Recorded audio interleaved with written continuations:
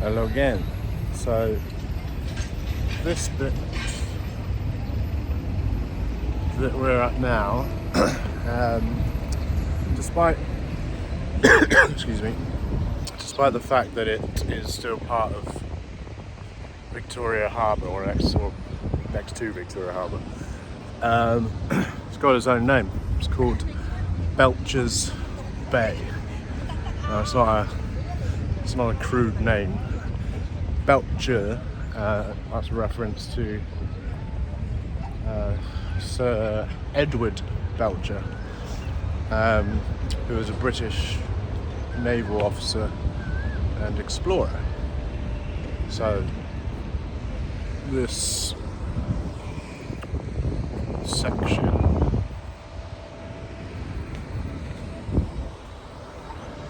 is Belcher's Bay. In fact, his name is referenced quite a lot over this part of Hong Kong. Like road names like Belcher Street, for example. And also there's high-rise property. You can't see them here, but there's a load of high-rise properties beyond those high-rise properties, which are called the Belchers. So yeah. He was a famous chappie at the time, 18 something. Don't know the exact dates on that, but for your reference, for those that have an interest.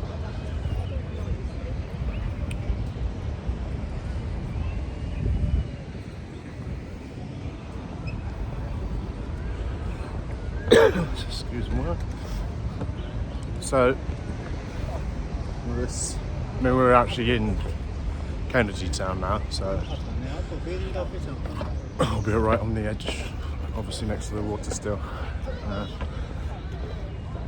And then when I get to this section, which has a little square in it, a few bars, restaurants along the seafront, which is quite nice. And so the building is called the Milton. So I'll take a left there and then head for the tram line. Like everywhere in Hong Kong, you can also get buses. Well, anywhere. So you can choose whichever form of transport you want. But I do recommend for anybody, certainly if you've got just time to kill and relax, the tram or ding ding is I would say it would be a highlight for tourists, so much so that they actually have specialised tourist trams, and if you want you can throw parties and things on those ones. Obviously they're a lot more expensive than the standard trams. Tram system, it's been it's not old, it's got to be one of the oldest tram systems in the world. It's been going since 1904, so it's 122 years old now, so it's been going a long while, and it's the longest double-decker, maybe not the longest, but it's the first in something, a double-decker tram system. It might be the biggest double-decker tram system in the world. Don't know if you can make it out, but for those of you that make it, down here, some nice bars and restaurants over there. There's a I'm going to cross the road 2 seconds. About to go red.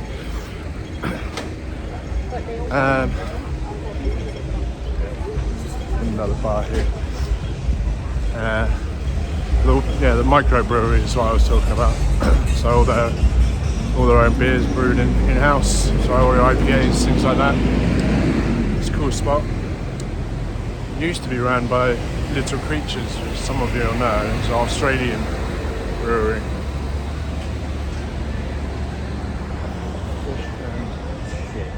If you're British, you can't not have fish and chips. Well, in fact, if you're anyone, you can't not have fish and chips. You're by the sea, which is where you have fish and chips, and they're yummy.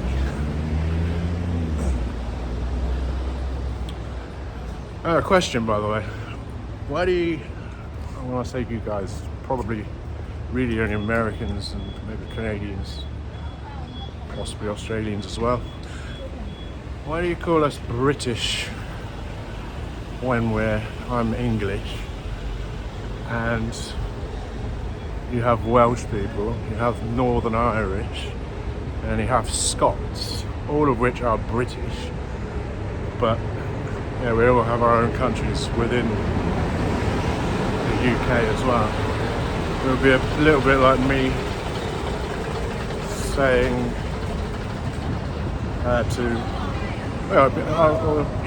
any European, and not calling them by their home countries or referring to their home country.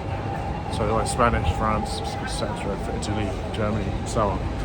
You wouldn't just put them in one category and just call them European. Well, it might, but it'd be a bit stupid if it did. Heading off of the promenade now, and go to the trams.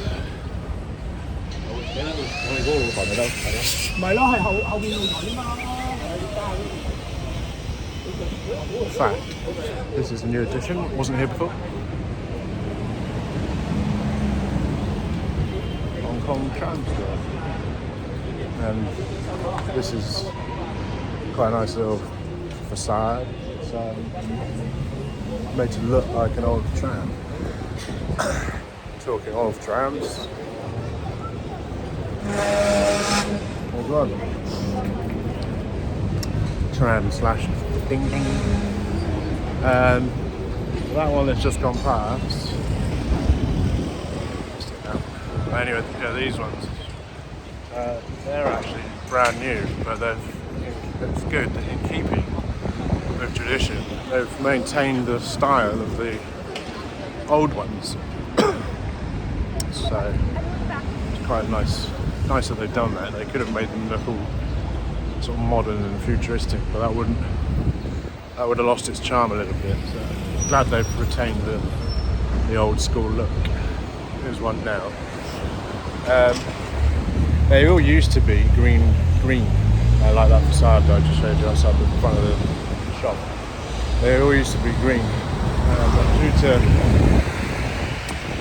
running costs, they're all covered in advertising now, so which is fair enough because they are dirt cheap, and most people